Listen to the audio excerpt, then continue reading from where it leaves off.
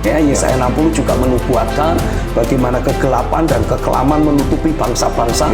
Tapi Tuhan menubuatkan juga, Tuhan menyatakan di dalam keberadaan kita sebagai orang percaya akan ada terang Tuhan. Baik, Pastor. Nah, tadi Pastor Stephen bilang mengenai benih, Pastor.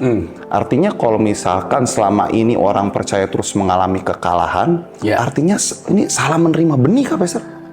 Yang pertama mungkin penyebabnya karena memang tidak semua, ya minta maaf bukan bermaksud mau bagaimana, tapi pada kenyataannya memang tidak semua yang dipanggil pastor atau pendeta adalah orang yang membawa suara Tuhan dalam hidupnya. Wah, apalagi sekarang, Pastor. Hampir semua orang yang udah di mimbar dipanggilnya pastor. Kadang pemain drum juga bisa dipanggil pastor. Ya itulah kenyataan. Sehingga sebagai akibatnya ya kita seringkali tidak mendapati ada suara Tuhan diperdengarkan. Tidak ada pernyataan roh yang disampaikan. Sehingga sebagai akibatnya ya kehidupan sehari-hari kita pun jadi letoy jadinya. Karena kalau kita memperhatikan di dalam Matius pasal 13 bicara tentang perumpamaan penabur yang menaburkan benih kerajaan. Kalau kita sebagai jemaat menerima benih kerajaan dan sikap hati kita ini menyediakan tanah hati yang terbaik.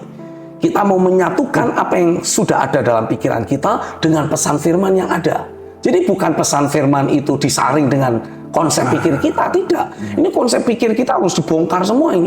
Ditaruh, disingkirkan, dan diganti dengan pesan firman. Gitu. Dengan demikian, otomatis akan muncul buah kerajaan.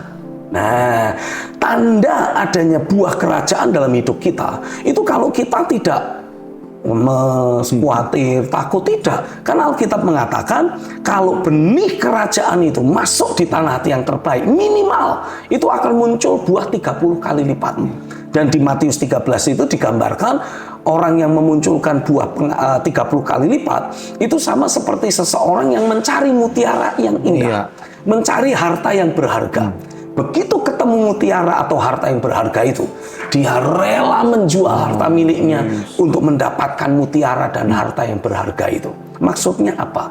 Kalau ada benih kerajaan, somehow persepsi kita tentang kekristenan, persepsi kita tentang hal-hal rohani itu akan alami perubahan.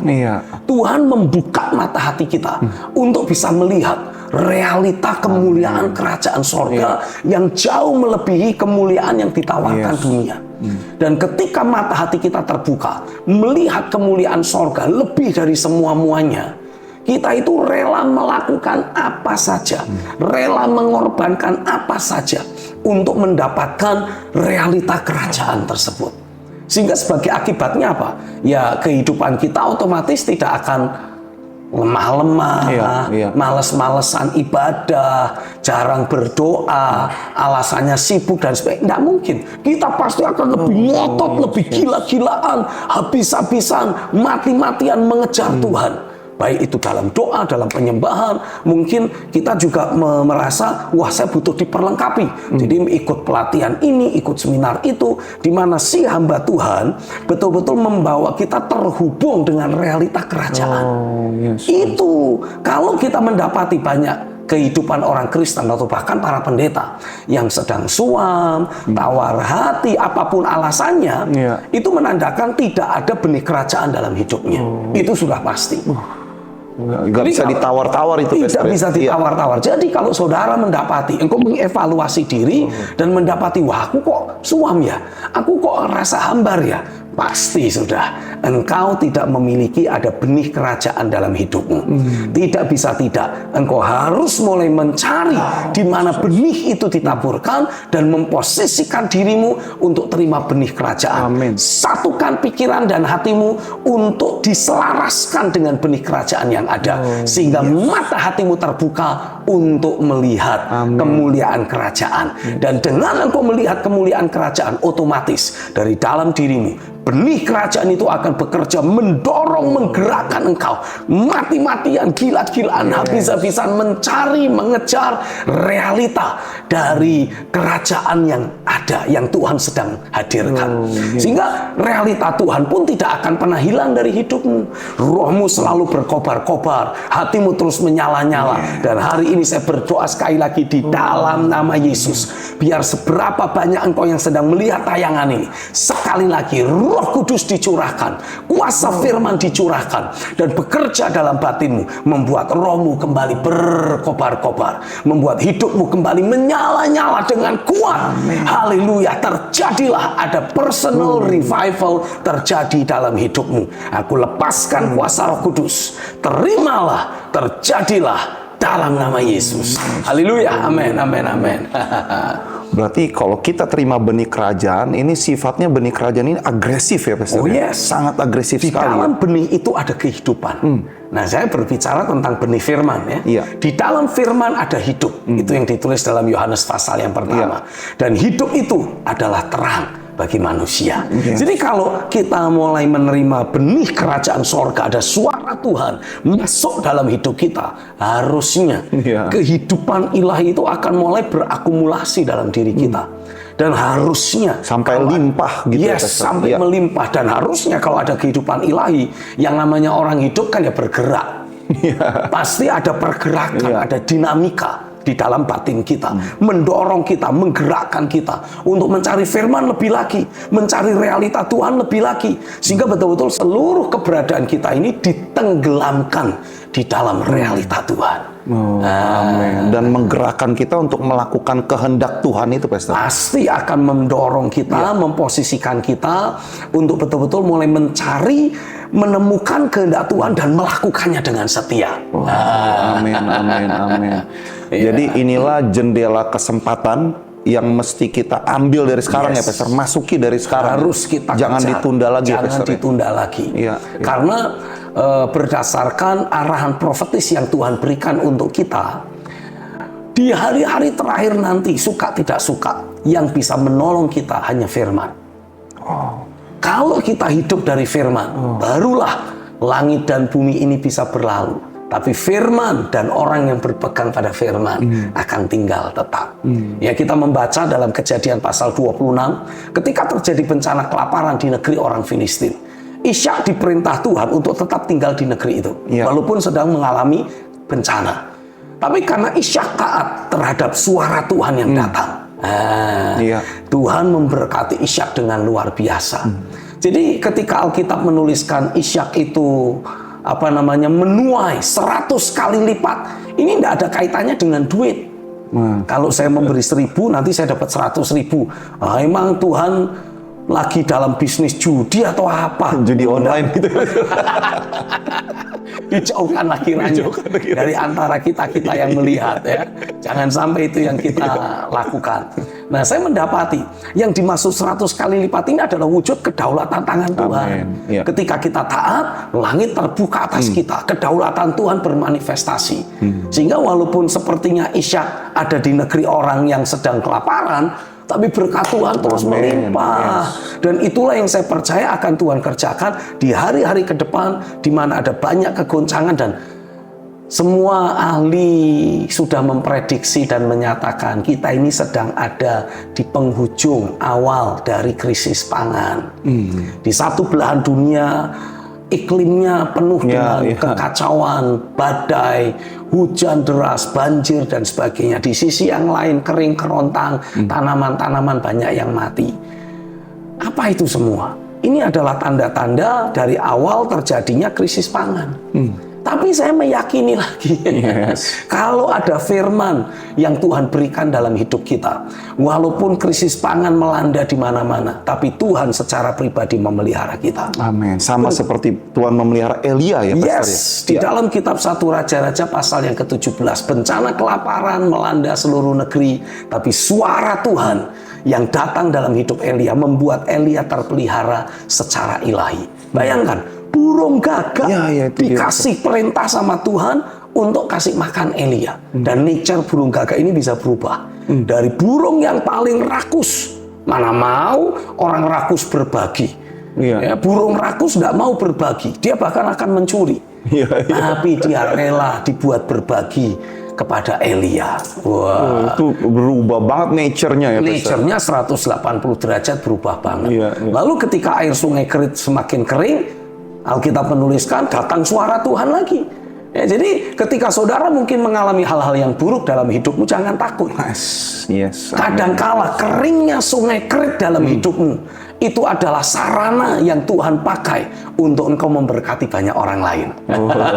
Itu persepsi yang lain ya, Pastor ya. Iya. Karena ketika air sungai Kerit menjadi kering, Tuhan memberi perintah pada Elia pergi ke Sarfat.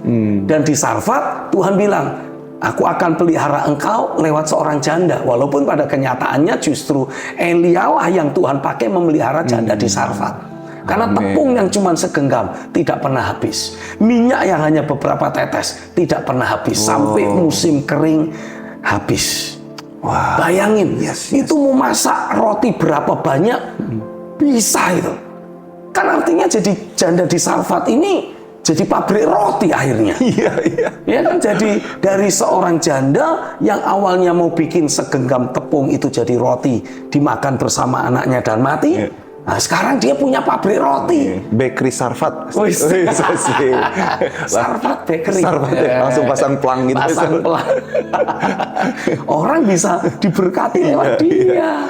Wah, bayangkan, itulah yang saya percaya akan terjadi di tengah kegoncangan yang akan datang, yang memang sudah diplanningkan oleh orang-orang jahat untuk menghantam kehidupan di atas muka bumi ini. Tapi lewat setiap kita orang percaya yang membawa suara Tuhan, membawa firman, engkau justru akan jadi berkat. Di tengah kegelapan melanda bangsa-bangsa, terang Tuhan ada atasmu. Suara Tuhan bekerja dalam hidupmu, dan engkau mendapati terang Tuhan mengatasi kegelapan yang ada. Haleluya, terjadilah atas hidupmu. Amin. Tadi waktu Pastor Stephen jelaskan sungai itu kering, wah saya kayak muncul satu impresi di hati gitu, Pastor. Jadi sungai Keritnya boleh kering, tapi sungai dalam diri Elia ini tidak pernah kering. Malah justru semakin meluap, sehingga menjadi berkat bagi banyak orang lain. Itu yang perlu kita jaga ya, Pastor. Yes, itu yang harus kita jaga. Kita harus pastikan dari waktu ke waktu sungai kehidupan dalam hidup kita terus mengalir, terus meluap, makin mendalam, jadi sungai yang besar. Jadi itulah jendela kesempatan yang mesti kita segera masuki ya, Pastor. Betul, harus kita responi dengan cara memposisikan diri, mengkondisikan diri, supaya dalam hidup kita ini selalu ada firman, selalu ada suara Tuhan. Ya, jadi kita tidak bisa berkata, suara Tuhan bagaimana? Kan sudah ada Alkitab. Yes, betul. Tetapi yang dimaksud suara Tuhan di sini adalah adanya pekerjaan Roh Kudus yang akan menghidupkan ayat-ayat firman yang tertulis tadi. Kita tidak bisa mengandalkan Alkitab yang tertulis itu. Mungkin ada yang bilang, ya ada beberapa pendeta yang mungkin berkata, Alkitab sudah sempurna, sudah dikanonkan, kita tidak butuh suara Tuhan yang lain. Betul, kita memang tidak membutuhkan suara Tuhan yang lain. Tapi kita membutuhkan suara Tuhan yang menghidupkan ayat-ayat Alkitab itu. Itu jelas banget statementnya, Pastor. Harus. Ini kalau ada pendeta yang salah paham, gagal paham, mengatakan kita profetik itu sesat, tidak boleh mendengar suara Tuhan, karena Tuhan sudah tidak berfirman lagi, semua sudah tertulis dalam Alkitab. Kamu yang sesat. Kamu yang tidak mengetahui isi hati Tuhan. Kamu yang bodoh. Bertobatlah engkau. Karena Tuhan memang tidak bicara di luar apa yang sudah tertulis. Tapi Tuhan berbicara untuk menghidupkan apa yang tertulis. Kalau tidak, itu hanya suratan mati. Baru ketika Roh Kudus bekerja, suara Tuhan datang, maka firman tertulis akan menjadi firman hidup. Nah, inilah firman yang akan memberi kita kehidupan dan membuat kita jadi hidup. Itu dia. Karenanya kita membaca dalam Kisah Rasul pasal yang kedua, ya. Petrus sendiri memang mengutip apa yang ditulis dalam kitab Yoel. Tapi apa yang ditulis di kitab Yoel itu istilahnya apa? Merupakan catatan, merupakan nubuatan. Realitanya ya yang dialami oleh para rasul itu. Bahwa mereka akan mulai mendapati ada perkara supernatural, ada tuntunan Tuhan, ada suara Tuhan yang terjadi bermanifestasi, dimasukkan dalam gereja Tuhan. Jadi sudah sewajarnya gereja itu punya kemampuan, atau setiap orang percaya diberi kemampuan oleh Tuhan untuk mendengar suara Tuhan. Kalau kita mengaku diri sebagai domba-dombanya Tuhan, Injil Yohanes pasal 10 juga mengatakan, aku gembala yang baik, aku mengenal domba-dombaku. Tapi domba-dombaku juga mendengar suaraku. Nah, kalau kita mengaku diri sebagai dombanya Tuhan, tapi tidak mendengar suaranya Tuhan, gombal gambul itu namanya. Gombal gambul itu. Sama juga bohong maksudnya gitu. Ya, kan harusnya kita sebagai dombanya Tuhan bisa dengar-dengar. Normalnya begitu ya, Pastor. Normalnya begitu. Kita saja kalau kita punya anak, kita mendapati anak kita tidak memberi respon saat kita mungkin ngajak main, dentikkan jari jemari kita, anak kita tidak memberi respon, kan kita khawatir. Ini jangan-jangan anak kita buta atau tuli. Kita panggil nggak dengar. Kita panggil nggak dengar, tidak ada respon. Waduh, repot kita ini. Nah, jangan sampai kita itu menjadi anak Allah yang cacat rohani. Tidak bisa dengar suara Tuhan, tidak memahami apa yang menjadi isi hati Tuhan. Perlu disembuhkan ya, Mas. Harus disembuhkan. Dan sebetulnya ketika kita mulai menyadari, wah hidupku ini tidak normal kalau kayak gini. Harusnya, nah itu patokannya. Yang ditulis di Alkitab seperti apa sebagai orang percaya? Dengar suara Tuhan, ikuti tuntunan Roh. Ya harusnya seperti itu yang kita alami. Kalau hidup kita belum sampai seperti itu, berarti ada yang salah dalam diri kita. Saya harap itu saja sudah menjadi sebuah teguran yang datang dari Roh Kudus dalam batin kita. Membuat kita mulai mengejar di mana realita Tuhan berada. Di mana hadirat Tuhan itu nyata. Di situ kita kejar. Supaya setiap kali taburan firman datang, ini ada benih kerajaan. Dan benih kerajaan itulah yang akan menumbuhkan kemampuan kita untuk mulai berinteraksi dengan Tuhan secara pribadi. Kita doa, itu kan kita bicara sama Tuhan. Nah, setelah selesai kita berbicara sama Tuhan, gantian dong. Tuhan juga mau bicara kepada kita. Memberi tuntunan, memberi arahan, memastikan kita berjalan dalam terang firman-Nya. Gitu. Nah, begini Pastor, kan untuk menerima suara Tuhan, mendengar suara Tuhan, ini kan seperti, ini umumnya ya Pastor, kayak ya butuh-butuhan atau enggak juga gitu Pastor. Karena kalau misalnya, tadi misalkan Pastor ada krisis ekonomi nih, ya kalau orangnya memang udah perekonomiannya baik-baik aja, tabungannya juga banyak nih, saya contohkan Pastor, ya nggak ada sesuatu yang membuat dia bisa tergoncang dalam aspek ekonomi. Nah, kebutuhan akan Tuhan, firman kan juga, ya ada yang nggak perlu bagaimana-bagaimana, kan sudah baik-baik saja. Nah, itu bagaimana Pastor? Secara lahiriah mungkin kita baik-baik saja, tapi jangan salah. Ada banyak orang yang kelihatannya secara lahiriah baik-baik saja, mentalnya tidak baik-baik saja. Dia didera dengan banyak ketakutan. Dia diganggu dengan banyak rasa khawatir. Dia digerogoti hidupnya dengan berbagai hal yang meresahkan dirinya. Banyak orang yang secara lahiriah mungkin kita lihat, wah hidupnya nyaman, hidupnya baik-baik saja. Tapi di dalam dirinya itu ada peperangan yang hebat. Ada keresahan, kegelisahan yang membuat dia tidur tidak nyenyak, ya, makan tidak enak. Bahkan itu yang seringkali memicu menjadi penyebab orang ini jiwanya jadi labil. Jadi suka yang aneh-aneh gitu loh maksudnya. Melakukan hal-hal yang harusnya tidak perlu dia lakukan. Tapi ya karena ya hatinya sedang gelisah, hatinya sedang resah, ya dia cari pelampiasan gimana caranya menenteramkan hati. Begitu kurang lebihnya. Ya kayak waktu pandemi kemarin juga ya Pastor ya. Maksudnya itu dari kalangan atas sampai bawah emang nggak ada yang terluputkan ya Pastor ya. Betul. Orang yang memang punya keuangan yang stabil goncang juga akhirnya ya Pastor. Justru mereka-mereka yang kelihatannya wah sangat berkelimpahan, itu goncangnya itu lebih mengerikan sebetulnya dibandingkan dengan orang-orang bawah. Istilahnya buat orang bawah, nah sudahlah, mati saja, aku nggak punya apa-apa. Nah buat orang-orang yang di atas ini, mereka nggak terima. Mereka berkata, aku punya duit, jadi aku harus berupaya. Tapi upaya apapun nggak ada yang berhasil. Karena memang didesain sedemikian rupa untuk tidak ada lagi yang bisa luput, begitu kira-kira. Jadi ya mereka harus mengandalkan kekuatan mereka sendiri. Nah, mengandalkan kekuatan manusiawi tetap ada batasnya. Stres juga, trauma juga. Yang kena apa? Mentalnya. Makanya selepas pandemik ini saya mendapati orang-orang yang sorry ya, tanda kutip sakit mental itu melonjak tajam. Sehingga sikap perilakunya jadi aneh-aneh. Dulu mudah berempati, mudah mengerti, sabar. Oh, sekarang banyak yang modelnya senggol bacok gitu. Apa yang tidak berkenan dikit, wah maunya dilabrak, maunya lapor polisi. Terus apa lagi ya, memviralkan semua yang tidak dia perkenan. Diviralkan, ya, banyaklah orang yang bersikap bertindak aneh-aneh disebabkan karena kondisi batinnya yang sedang tidak tentram.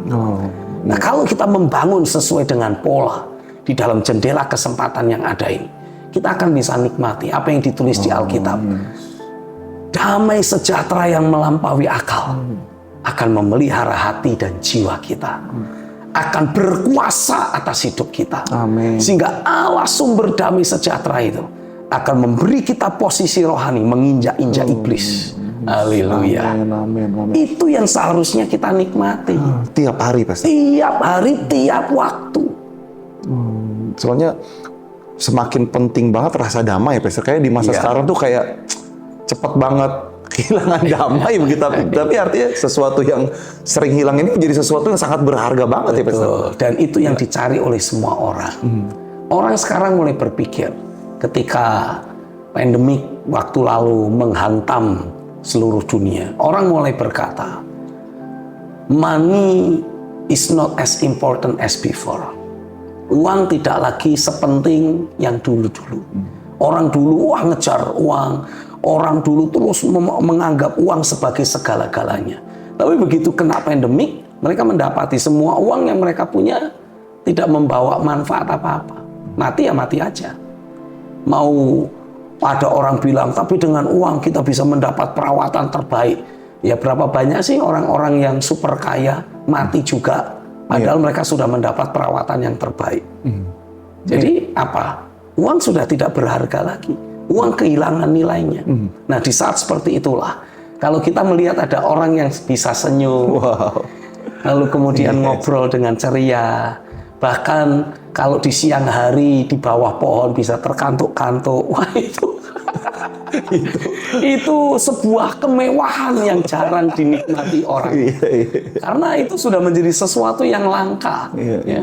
Ada orang bisa tinggal di rumah ber-AC, punya kursi mewah, rumahnya megah, tapi gelisah terus. Buat apa semua kemewahan yang ada? Jadi sia-sia, jadi percuma. Iya. Jadi ini waktunya kita membangun di dalam jendela kesempatan ini untuk bisa terus terbangun seturut dengan material ilahi yang mendatangkan damai sejahtera itu sendiri. Exactly, tepat sekali. Iya. Dengan kita terus membangun hidup kita sesuai dengan pola, kita mulai membangun kemampuan untuk terhubung dengan realita kerajaan. Sehingga selalu ada firman yang memberi kehidupan, menjadi terang dalam hidup kita. Maka otomatis tidak akan pernah ada lagi kekhawatiran, ketakutan. Sebaliknya kita terus nikmati hari-hari yang ceria, hari-hari yang penuh sukacita, penuh kebahagiaan bersama dengan keluarga. Haleluya. Baik, Pastor, untuk yang terakhir, Bapak Pastor mendoakan pemirsa yang ada. Mari kita doa. Tuhan, terima kasih untuk segmen program acara Ruang Tiranus pada saat ini. Aku berdoa, aku memberkati setiap kami yang sedang mengikuti session ini sekarang. Biarlah tangan Tuhan bekerja atas setiap kami. Roh yang sudah padam, hati yang kecewa, hati yang penuh gejolak emosi negatif, hari ini juga dijamah oleh Tuhan, diganti oleh Tuhan. Dan itu dicabut sampai ke akar-akarnya. Sehingga damai sejahtera Kristus yang ditanam lewat suara Tuhan, lewat firman kebenaran, betul-betul masuk berakar dengan kuat dan memunculkan buah-buah kerajaan. Hidupmu menjadi bait yang kudus, yang dipenuhi dengan realitas sorga. Dan hidupmu betul-betul merepresentasikan kemuliaan Bapa dalam hidup sehari-hari. Lewat keberadaanmu akan ada banyak orang lain dijamah Tuhan. Karena apa yang ada dalam hidupmu betul-betul mengubahkan kehidupan itu sendiri. Terjadilah di dalam nama Yesus. Amin. Haleluya. Baik, Pastor, terima kasih banyak kehadirannya di Ruang Tiranus. Saya percaya pemirsa dibangun dan diberkati. Amin. Sampai jumpa kembali di dalam Ruang Tiranus, The Room of Revivalists and Reformers. Haleluya.